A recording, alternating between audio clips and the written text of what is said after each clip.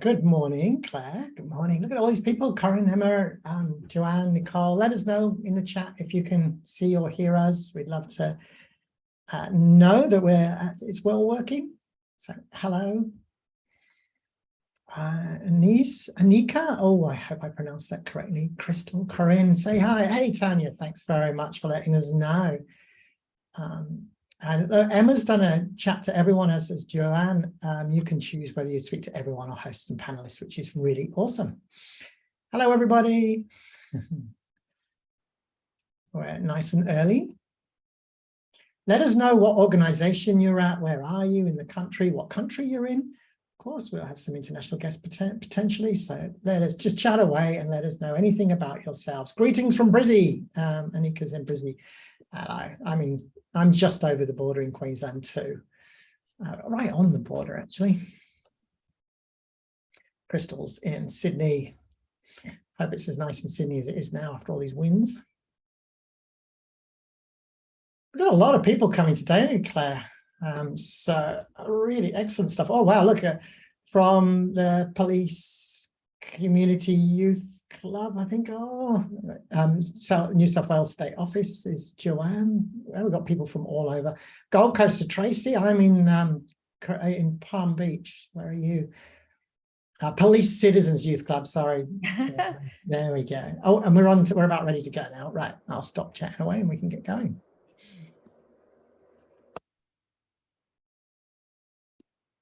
Okay, good morning, everybody. Welcome to an F&P webinar with Sean from Moceanic and presented by Blackbaud as well. My name is Claire Joyce and I am the Content Director at F&P. I am currently on the beautiful lands of the Gundagara and Darug people, and I acknowledge their enduring connection to land, waters, and culture. And I pay my respects to their elders past, present, and emerging. And I welcome any Indigenous or Torres Strait Islander people we may have with us today. Okay, we've got a great session with you today about how to protect your fundraising from inflation. A really big thanks to Blackbaud and Moceanic for putting this on with us. We've got Sean today. He's a bit of a rock star in fundraising circles, as I'm sure many of you know. He is the co-founder and director of Moceanic. But I was interested to find out yesterday that Sean is a volunteer firefighter and he recently got his big truck license. So if anyone needs a big truck movement happening in Queensland or New South Wales, Sean is your man. Okay, I think it's about time that we get started, Sean. So do you want to take it away? Hello, everybody, and thank you very much for that. Yeah, you just touted me out for helping people move houses by the sounds of things. So thanks for that. Sorry. I just did it for the blue flashing lights and the siren, let's face it. Anyway, thank you very much for that introduction. So I'm really pleased to be, I'm not actually pleased to be doing this presentation because, it's because things are afoot. We're living through interesting times. So I'd much rather be doing a presentation to you about how everything's so great in the economy and it's really good. And these are how we can take advantage of what's happening. But actually, I'm a little bit worried about this inflation lark. And I'm sure you are, which is probably why you're here. So what authority do I have to talk about? Well, not that much, really. I'm sure you know a lot about fundraising as well, or you might be a CFO or a board member or CEO, but I have been working in fundraising forever since, through a couple of recessions and since inflation was as high as it is now. I think actually AHA was number one. The last time inflation was this high. Yes, and it was, take on me. I've worked in charity side pretty much for all my career. And relatively recently, set up Moceanic, which is there for you. It's basically a ton of really, really great courses, workshops from me, but lots of other awesome fundraisers as well, and stuff on boards. There's really tons of stuff. If you're doing your CFRE, there's tons of courses available for you there as well, which are going to give you points for your CFRE. So lots and lots of information in there. And there's a lot of things that I'll be talking about today where there's direct support on how to do it, really practical stuff, templates, spreadsheets, things like that. And it's a really amazing community. I love, the best thing about it is it's truly global, and we have lots of people who share their stuff. They share their packs, their surveys, their results, and they use the templates and all sorts of stuff like that. It's a really beautiful community. But talking of global, Blackbaud, they're kind of sponsored today as well, which is awesome. And if you're not familiar with Blackbaud, I mean, where are you? Because they are everywhere, because they provide an awesome database solution for lots and lots of charities. Now, what you might not know about Blackbaud is they're not just any old commercial company. They only work in social good, basically. They are dedicated to that globally. And that's a really, really important aspect of their work. And that's why they sponsor so many different things. You'll see them everywhere. They really, really do help this community come together for us fundraisers. They are truly global as well, so they're getting lots of input about how things happen in different countries as well. Now, one of the things that as we're going to go through here, there's some things that we want to give you support afterwards if you need, but we will talk about the potential for having to do an emergency or a crisis appeal. And Blackbaud have been doing quite a bit of work on helping the sort of management side of that, and actually getting them out really fast, which is obviously really important if there was a tropical cyclone, for example, and you're doing a campaign about that, but also for emergency appeals that you're trying to slot in between other campaigns. So do talk to them about that. There's some information there, but they have some really good stuff on getting appeals out. So they're not just a database solution. They actually are going to help you with other stuff as well. So, and if you're not actually done appeals, one of the things that I recently learned actually from Lizelle was that Blackbaud is actually helping charities introduce appeals for the first time as well, which is pretty cool. I did say there's some more resources. Do stay to the end. Yes, I am incentivizing you to get all the way through this, because it'll make a lot more sense if you've actually done this whole workshop when you pick up this downloadable as well. So there's a free guide, which is really, really useful, with some tips about donor love. Now, I'm going to talk about donor love because it's really important because of the recession. Because of inflation. So let's just have a quick chat about what is going to happen, predict the future of fundraising because of what's going to happen with inflation. Now, we do know fundraising is indeed getting more expensive and was before inflation. And we know that many charities were seeing sort of flattening donations. COVID was a bit of a blip, an amazing blip for many. And indeed, during COVID, many, many charities grew their income. Quite a lot of charities that I work with raised in one or two campaigns in COVID, they raised their entire previous year's income. So COVID has actually brought in a lot of extra revenue for many charities, but that's because of the way that they reacted to COVID. Now, it's hard to compare this current situation with the past, but let's start with the past. So during the global financial crisis, we saw in the US data showing that charities actually income to charities declined slightly from donations. But this month, Charity Water, you might have heard about them, they launched pretty much straight before the global financial crisis. So this is when they launched from nowhere. And you can see in that first year of the GFC, their income was about 1.9 million, but it had come up from just over 500,000. At the end of the global financial crisis, so spanning that, which was their growth period, you can see they went from basically 500,000 to 16 million in those 4 years. Pretty awesome growth. And now they're a fundraising powerhouse.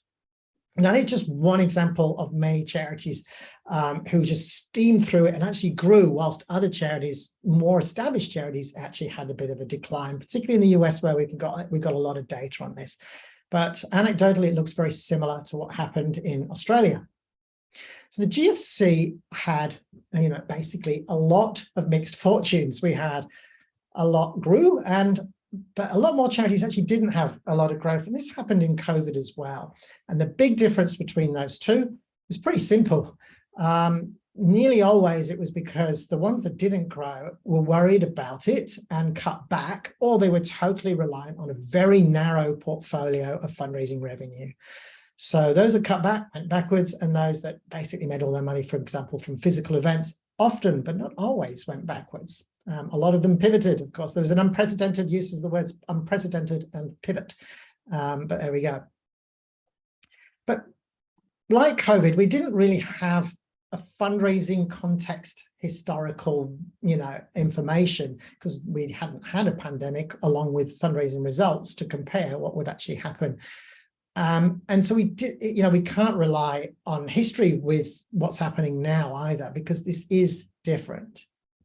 So I'm going to make some predictions or maybe some questions for you. You're underpaid. I know you're underpaid because you're a charity person and you are here today because you're working for a charity and you really care. So you're probably underpaid.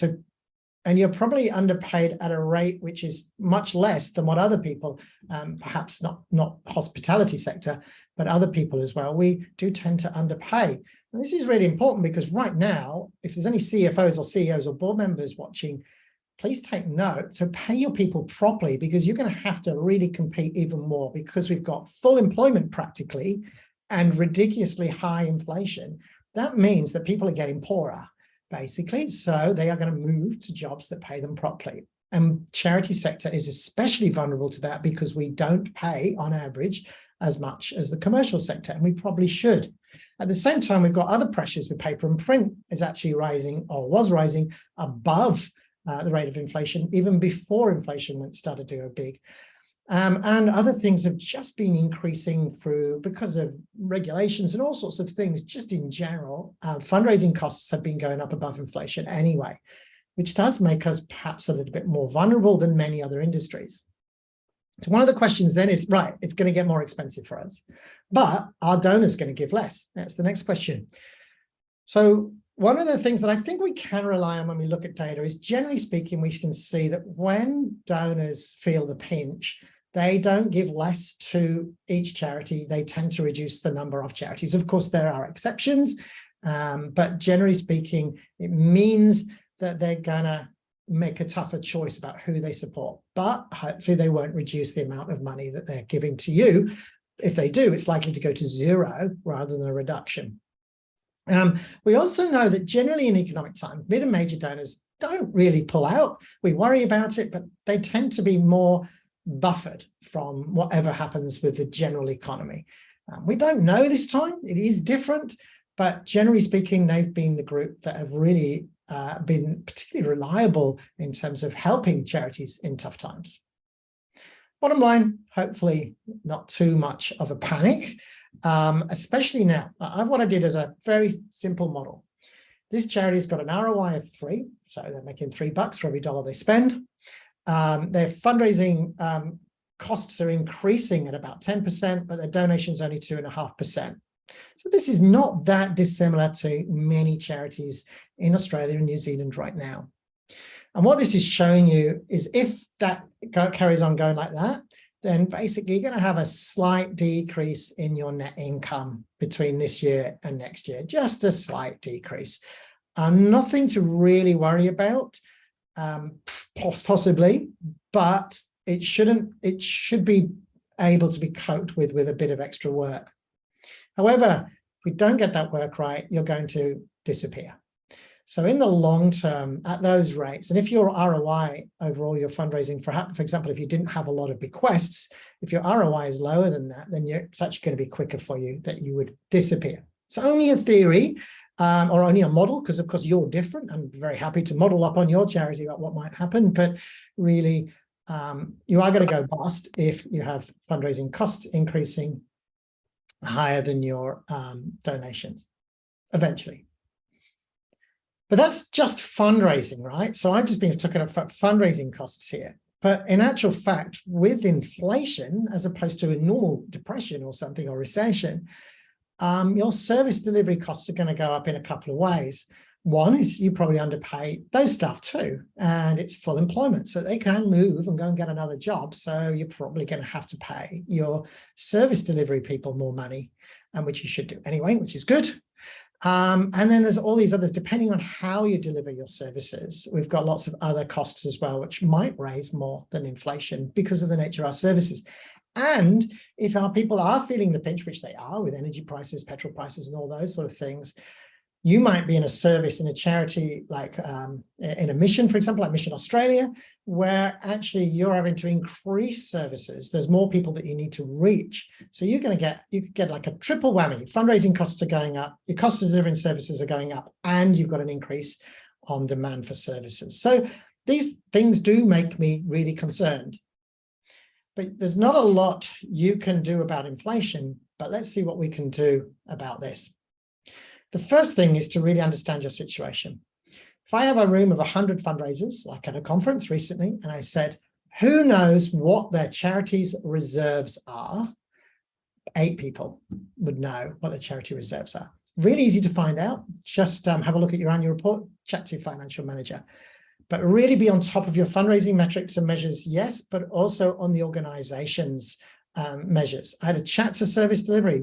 How much money do you actually need to be able to deliver these services? I really want to get you there fast and before the bosses. I really want fundraisers to be on the front foot here. It's really, really important that you know your finances. No matter how junior or senior you are in fundraising, you really need to know how much money the organization's got. Because we tend to be really narrow-minded. We're looking, this is my budget.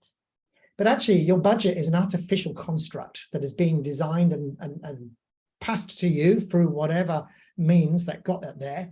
But in reality, the charity may have more or less money, and we really need to know what's going to happen, because that's going to really impact the decisions that we make about fundraising. I know that not everyone watching this is a fundraiser. There'd also be some CFOs, some CEOs, and some board members. But for us fundraisers, what can we do to save the day? The key, of course, is that love and support of those beautiful people that give you gifts.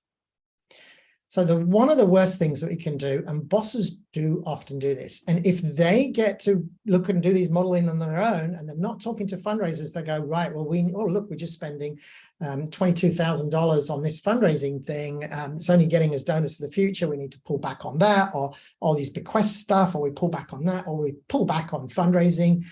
And that, everything I've said today about what might happen with inflation, it's all supposition. But what I know for sure is if you cut back on fundraising, unless your fundraising is really bad, it's going to be worse. It's the one way to guarantee a nosedive for your charity's fortune. So it's really, really important. So I've got 5 things that I want fundraisers to do, please. And you're probably doing some of them, but it'd be really good to make sure that we're doing these. Number 1. Be first with solutions. So really get on that front foot to talk to the CFO, look at your annual report, look at if you can get hold of the budget financial reports, understand the organization's finances. It's going to really help a lot as well if you're talking to major donors. So get that money. Understand that money, get that money too. But if things are tough, then your highest priority of a fundraiser is to tell donors. So we need to get to donors fast, because you might not be in a financial crisis yet, but if you do that modeling that I did before, you can see whether you're going to be in a financial crisis. And actually, you want to go out with a financial crisis campaign before you're in a financial crisis to stop it happening. So if you look at it and you think, you know what, we're going to have to cut services if we're going to survive, then you really don't want to do that. So we're going to go with a crisis campaign, and we need to ask fast. So in 2020 to 2022, there were a lot of charities really vulnerable, particularly they might have been reliant on events or corporates or whatever, which tend to be the most vulnerable and fickle areas when it comes to reliable fundraising. So they might have had some problems in those 2 areas. So they had to get out there very quick. But when they did, as hopefully if you did a financial crisis campaign or even just a COVID campaign or 2 or 3 or 7 over the last couple of years, you'll find that enormous support, certainly at first, and it kept going for a lot longer than we expected, that people were there during COVID, during their own pain. Many people like me lost their parents to COVID, or something terrible happened. Lockdown was traumatic for many people all over the country, but especially in Victoria. So it was a really, really tough time, but donors still gave in records. Wonderful, wonderful, beautiful people really supported what we did. But it's not just during COVID. It could be in times of I'm not going to say your fault, but there could be other reasons that you might be in a financial crisis which weren't externalities like the economy. So Lost Dogs Home in Melbourne in 2003 was in real financial dire need. They raised more money from this one campaign in 2003 than they raised in total in 2002. So a fantastic campaign that basically launched them from a $360,000 a year fundraising charity to over $10 million about 5 or 6 years later. Starlight, 2009. By the way, they did really use this font. It is a great font for crisis campaigns. So it's called Courier, and it really helps particularly in direct mail, but also in emails for crisis campaigns. And they got out there in 2009, and Starlight is an example. In 2009, with this campaign, they raised more money than all of their donations in 2008. Got another one, 2020. This is an American mob.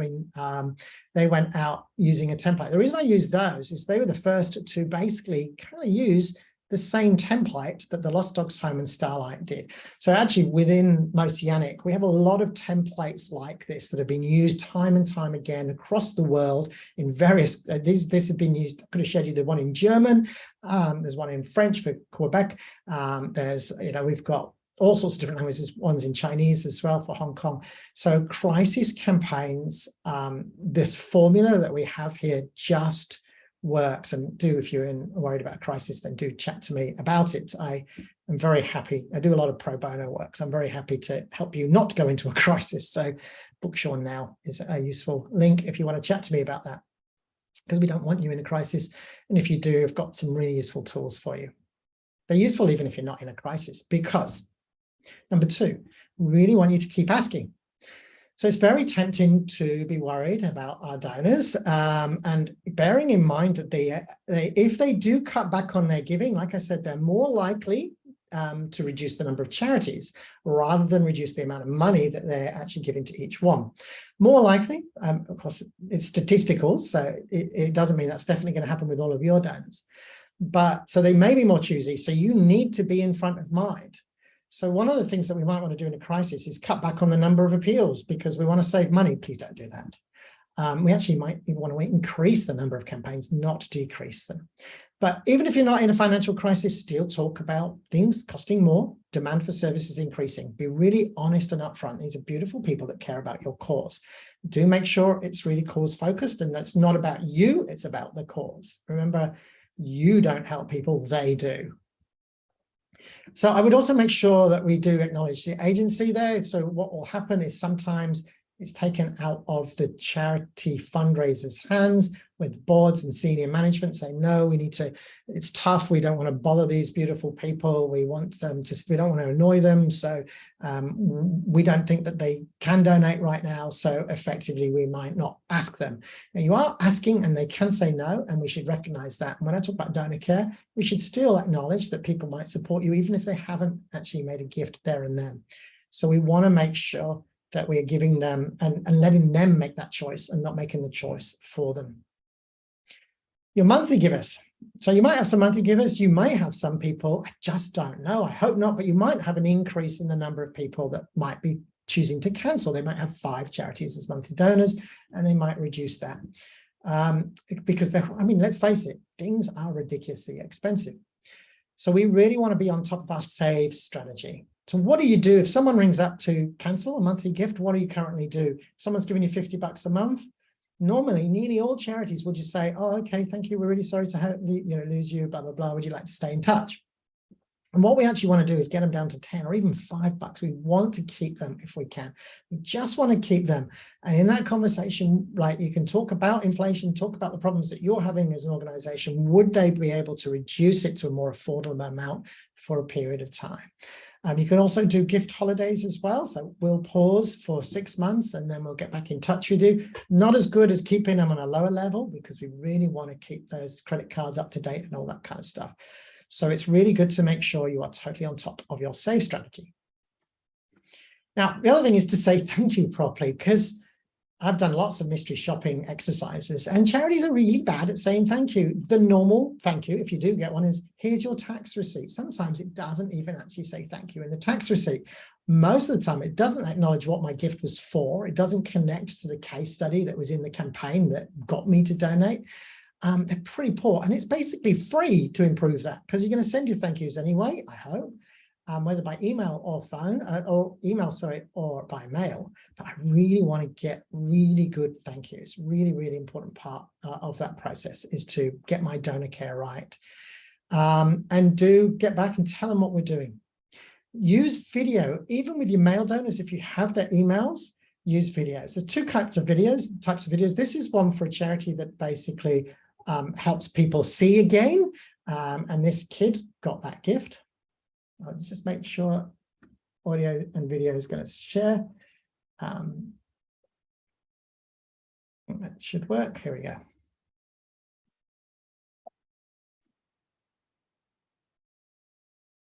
I saw the face of my mother for the first time and everything has changed. Thank you. I hope we meet one day. You have changed my life. That's what it says on the tin. A beautiful, beautiful little thank you. Very easy to do. A video like that sent to people, amateurish, done on an iPhone, absolutely fine. The other one is if you can't get thank yous from the field, from the beneficiaries, then to get a special device, a phone, and basically just get out there yourself and say thank you. And personalize as well. So, I'd really love it if we personalize those. So, hey, Amy, thank you very much for your gift. Hey, Ali, hey, Caitlin, hey, Karen, hey, Chris, and actually personalizing that. I only got to the C's then, flicking through. But the personalized thank yous are awesome and worth the effort. You might make a decision that only goes to new monthly givers or to donations above a certain amount, because it is time intensive, but I'd still do video thank yous as well as not instead of phone calls. They make a lasting impression. And this is a time we've always known, everybody knows you should do video thank yous really, but we just don't get around to them. But this is the time we should really get around to them. And we also want to give feedback, and we want to tell people about their interactions with us and thank them for all those interactions. Don't worry, you're not meant to be able to read these right now. All I wanted to do is show you that this is a 19-page thank you letter, really. This is one of the best donor care letters I've actually ever seen. The first 7 pages are an actual letter, and the others are pre-printed lifts, apart from this, which is actually a response form as well, the penultimate one. And in here, what we've got is the whole thing is, certainly the first 7 pages are so personalized. They're about all of the different communications that you've been sent and may or may not have responded to and reacting to that. Really, really beautifully donor focused. So this is, instead of an annual report, by the way, this is a lot less work and a lot cheaper and a lot better because it's really personalized. So I am informal greeting. So whenever you see informal greeting, think of your name, or in my case, Sean. So do you remember Timothy, Skyrocket, and Clover? Sean, I'm here to share with you what a profound difference your generosity and support has made in their lives, and not only theirs. And it's just, these are just some extracts, but it's so focused on you. But your power doesn't stop there, not even close. All that changed when you paired Timothy with Skyrocket 4 years ago. That's you, Sean. Maureen is forever grateful to you, and so am I. Your gifts are truly gifts that don't stop giving. There's still more, and then it carries on even more.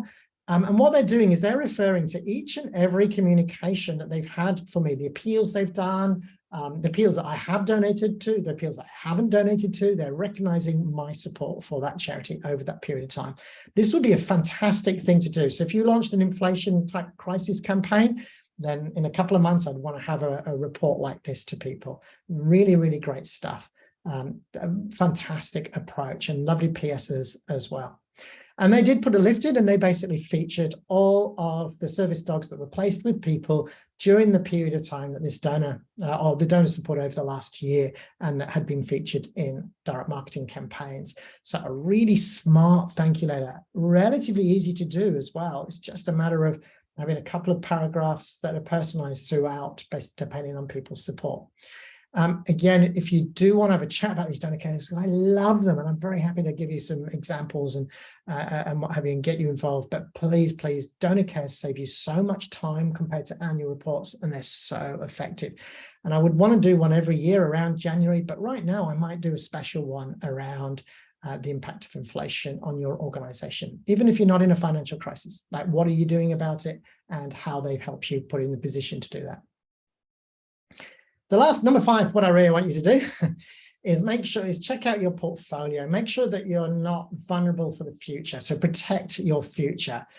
And this, the ultimate fundraising trinity from individuals, is really, really important. And we mustn't ever kind of forget that these are the areas of focus when it comes to individual fundraising.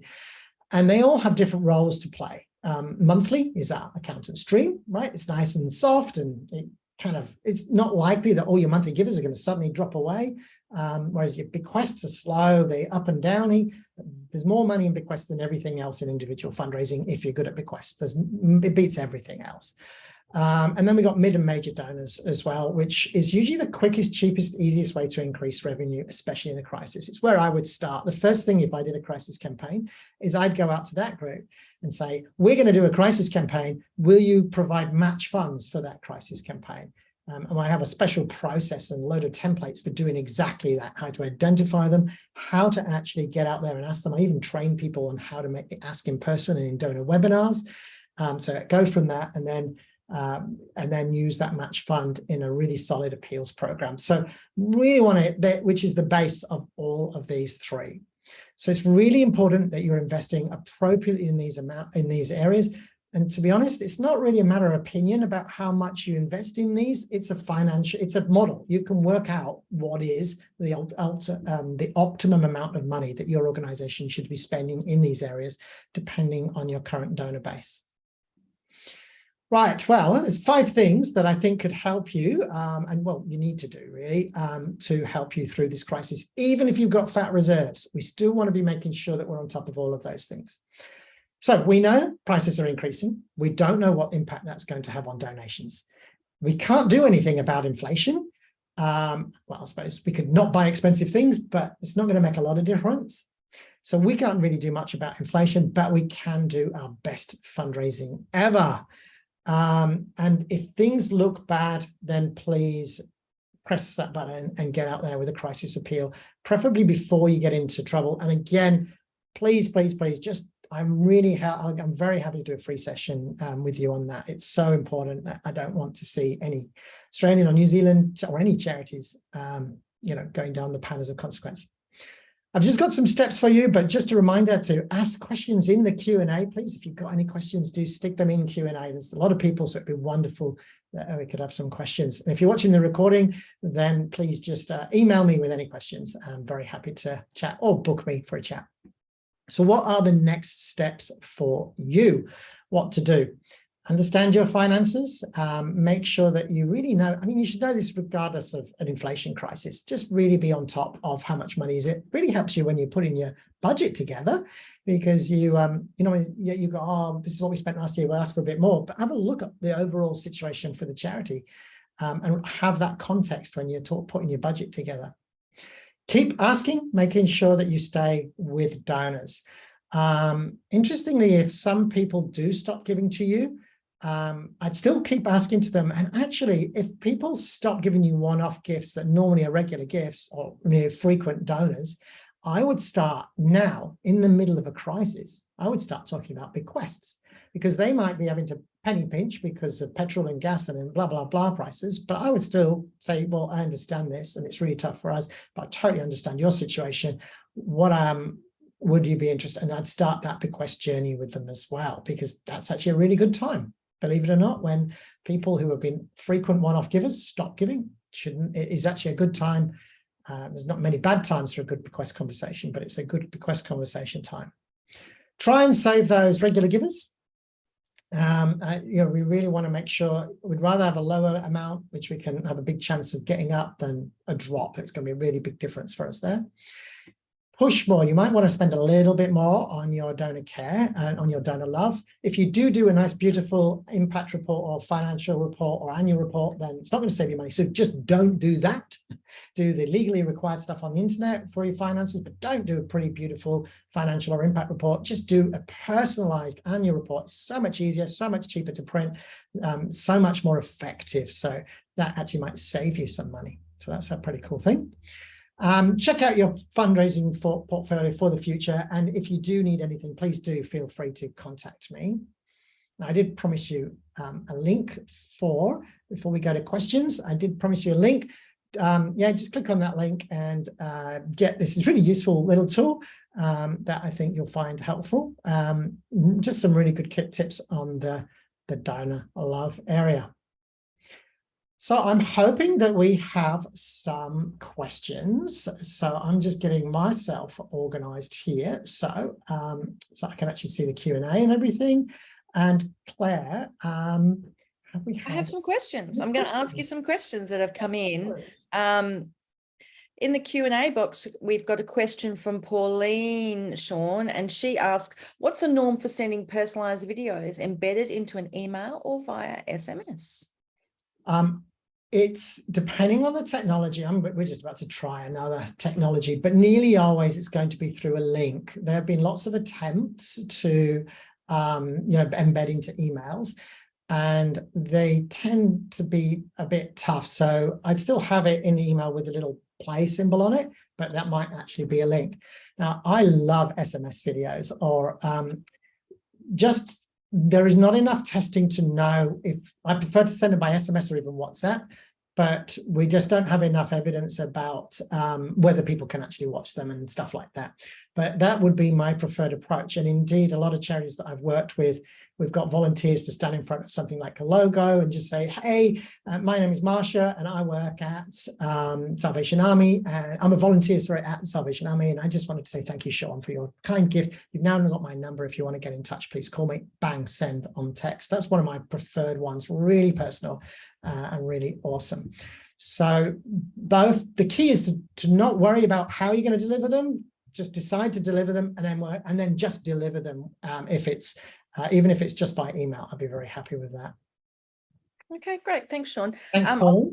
We put the link in the chat. Someone did that kindly about inflation. You also said that people could get in touch with you if they were having issues. So I think that that was somewhere on the PDF. Bookseannow.com. If somebody type that in there, that would be great. But yes, so please do bookseannow.com. I'm always happy for free chats. I do a lot of free work, and of course I will talk to you about whether you want to go beyond that, but I'm always happy to do that. So that's all good. Thank you.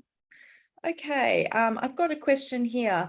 What is your number one tip for convincing boards to invest in fundraising in this economy? I know this is a big problem for many fundraisers, so we'd really appreciate your input, Sean. Yeah, I've done quite a few board sessions over the last few months actually over the years, including COVID, with boards to talk to them about this. Sometimes you might want to get somebody in, not necessarily me, but somebody else who's going to say more or less what you're going to say, because that does actually help, particularly if they have access to case studies and examples of how it's worked in other areas. But it's actually quite a slow journey, and it's really tough when to try and get a conservative board, and your board's as conservative. Everyone says my board is especially conservative. But I am on boards, and I'm on WWF's board, and if they came to us, if management came to us with a case like this, we'd listen to it. But we've got a fundraiser on the board for a start. But what we need to do is certainly be making a journey with bringing board members on in terms of understanding essential aspects of fundraising. But because the reason that they might want to cut is because they really care about, they feel they have a duty of care to protect donors' money, which is fair enough. And they often have a scarcity mentality, like I'm worried that we're going to not have more money, as opposed to how do we make more money. So it has to be a really positive kind of approach, and you're not going to win it with just data. You really do need that data, but you've really got to try some emotional hooks. So one of the things that I'll do within a board is I'll start by asking them about their giving. And when they're worried about cost of fundraising and things like that, so I'll talk about their giving, and then we'll just chat about why they give to different charities. And then I'll ask them if they know what the cost of fundraising of those other charities that they support are, and they don't know. And that kind of really helps, because you're saying, look, that's not that important. What the key is the net income, but they're going, oh, but when you actually ask them that way, they don't actually know so it's kind of like just data doesn't work, as we see with climate science. you have to actually bring in an emotional and personal connection as much as you can.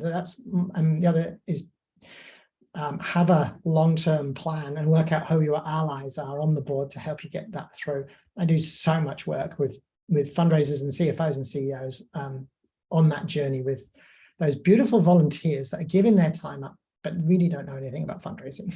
Yeah, I think that's a problem. And I think that people are starting to address that problem. So hopefully that might change at some point in the future. Yeah. Got another question here, Sean, from Jerome. Many thanks for your insights. What would your top things to do think about for a charity who plans to start fundraising for the first time in these circumstances? I might copy Charity Water. You saw how well they did starting in a really tough time. But no, don't copy Charity Water. So the first thing you have to do is, why are you going to fundraise? Do you really need to fundraise? Is that the right thing to do? How have you survived without fundraising, or are you a brand new organization? This is really important questions, because in times like this, it is actually a good time to launch fundraising. But when you start fundraising for the first time, particularly from individuals, it's really not good for cash flow. The investment up front can take 18 months, 2 years to get your money back. So the first thing I would do is really check out my cash flow. Now, there is some stuff around what Seth Godin called tribal. So if you're just going to fundraise with your own group, your board and their peers, then that's great. But it's kind of like just the beginning of fundraising. And you can usually make a bit of profit straight away from that kind of stuff. But it's as soon as if you go to like the next degree of separation, the costs per, the cost to get people in the first place become really high. So again, Jerome, I'd be very happy for a free chat with you just to talk about how you and bring the boss to something like that. It would be really good, unless you are the boss. But to talk through how you might, whether you should or not, whether you'd be better off with grants. I mean, that's the first thing. Should you fundraise?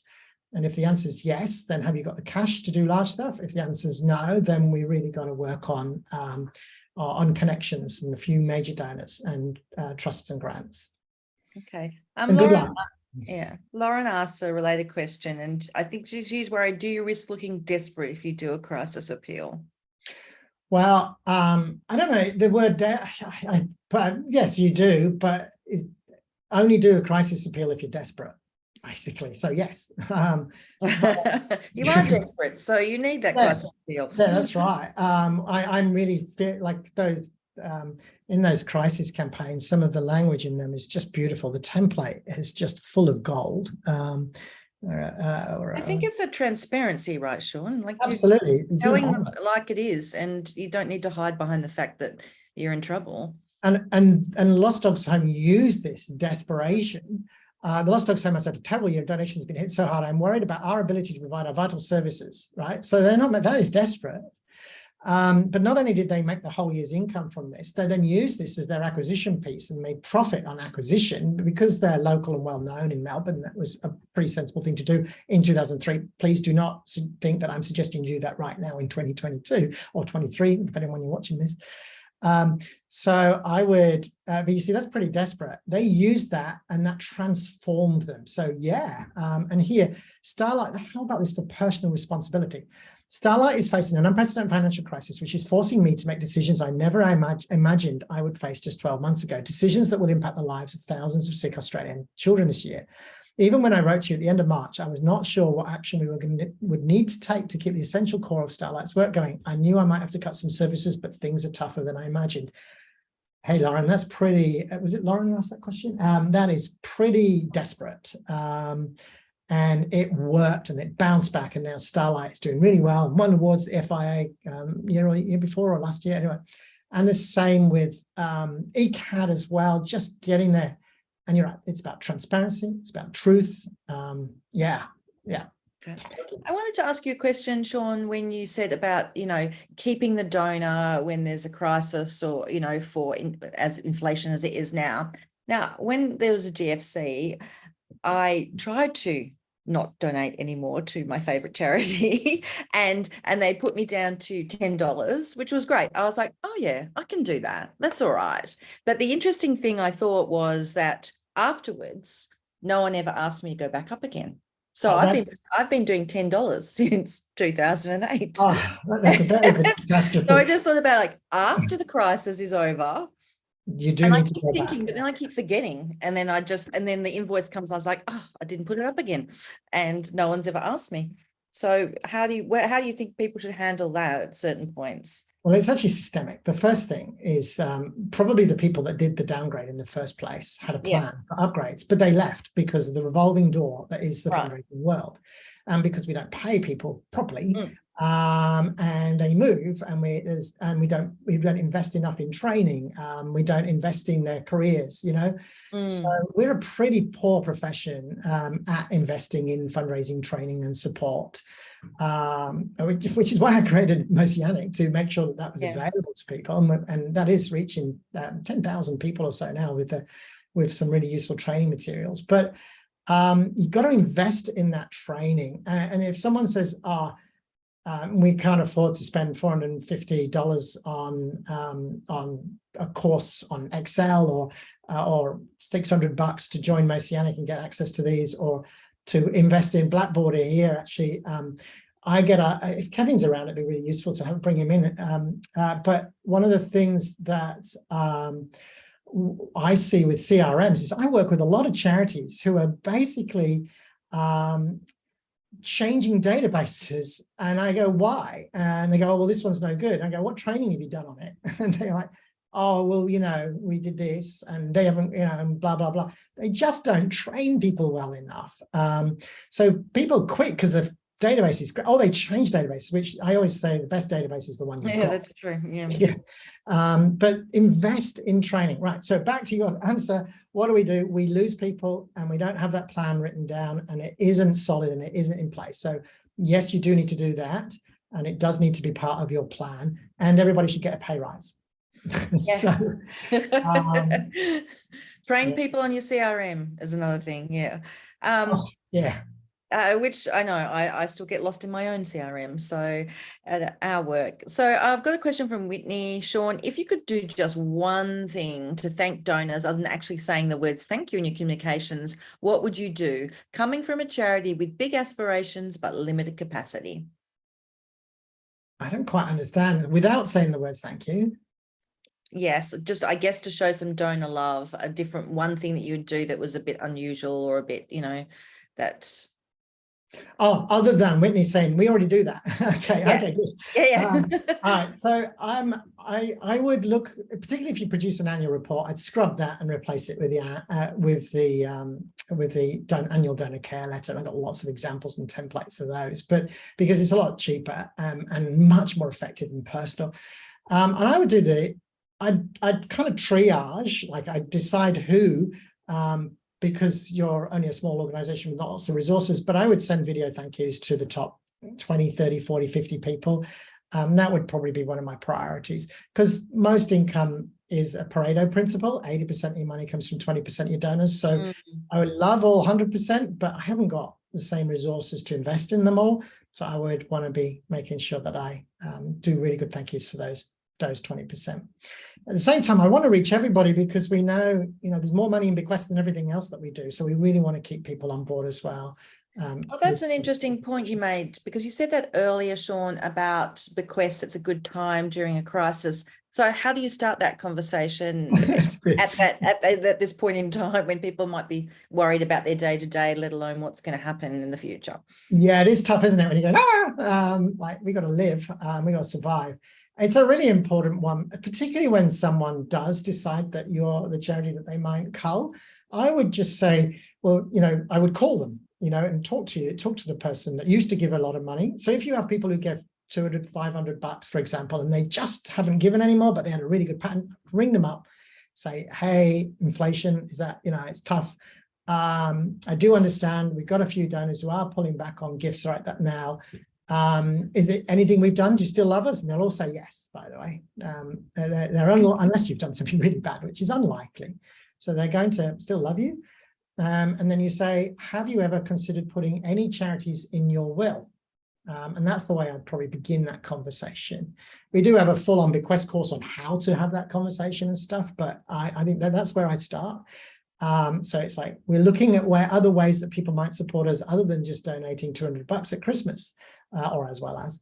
have you ever considered putting charities in your will? And that will begin that conversation. Now, it does take a while because that is a beginning of potentially a 2-year conversation. So you really want to plan on how you're going to follow that up, because it's not like they can go, oh yeah, I'll do that. And then the lawyer knocks on the door and they sign a bequest there. You know, it's not like getting a credit card gift. It's going to take a while. We're going to have some follow-up and stuff. So that's the way I begin that conversation. I think this is a really good time. And straight after donor acquisition is another really good time to start beginning engagement conversations and bequests. And we've only just found that out. So there you go. Yeah. And we all know it's an under-tapped channel of fundraising with huge potential. So definitely get in there. Hi, Sean. Katrina from Dataro here. Thank you. This was fantastic. Love that you say not to cut back on your fundraising, but to lean in during difficult times and look for ways to be more efficient with your fundraising activities. Great tips. Thanks for sharing. That was just a nice Lovely. Thank you, Katrina. Yeah. A bit of a data head there as well. So a data head that can write nicely. I love that. Yes, there you go. But not that I'm spreading that across all pointy heads, but yeah, of course you love that. You look at the Taro. I mean, we all love that. Yeah. Okay, great. So let's see if I got any more questions here. No, that's done. We've answered all these ones. Sean, is there anything else you'd like to add before we close out for the day? I just want to get you through it. So please do contact me. If you're a Blackbaud client, talk to them about how they can help you through this tough period. Invest in training. So invest in training, but just be on the front foot. Fundraisers, the key for me is understand your own financial situation. That is the thing that I find is so easy. It's free to work out, and it's lacking as fundraisers. We just have our heads down and we just get on with our jobs and actually just have a look around. Are you saying, Sean, that in your experience, most fundraisers you've worked with are unaware of what the financial picture of their organizations is? Yes, and I'm talking like out of an audience of 100 people at a conference. Yeah. Saying, right, who knows your reserves? And 8 people know. Yeah. Off the top of their heads, kind of thing, and then a few kind of have a rough idea, but it's sort of, you should just know that, it's you should just know what are the assets of your organization. It's very I think that one of the shocking things that came out early on in the pandemic was a report from Coda Capital, which said that the average reserves for charities were a matter of months, which was pretty awful. But we're getting lots of thank yous in here, Sean. That's great. Appreciating what you've shared today. We appreciate, could you please show again the next step slide? Yes. All right. As we leave. Thank you so much, Sean. Thank you for sharing all your insight. Thank you, everyone, for joining us today. Thank you, Blackbaud. It's been a really great session, and please do reach out to Sean if you need any help with your fundraising, or to Blackbaud as well. Thank you for joining us at F&P's webinar. We've got another one coming up next week, so check your emails. Thanks again, everyone. We'll see you next time. Thanks. Bye-bye. Bye.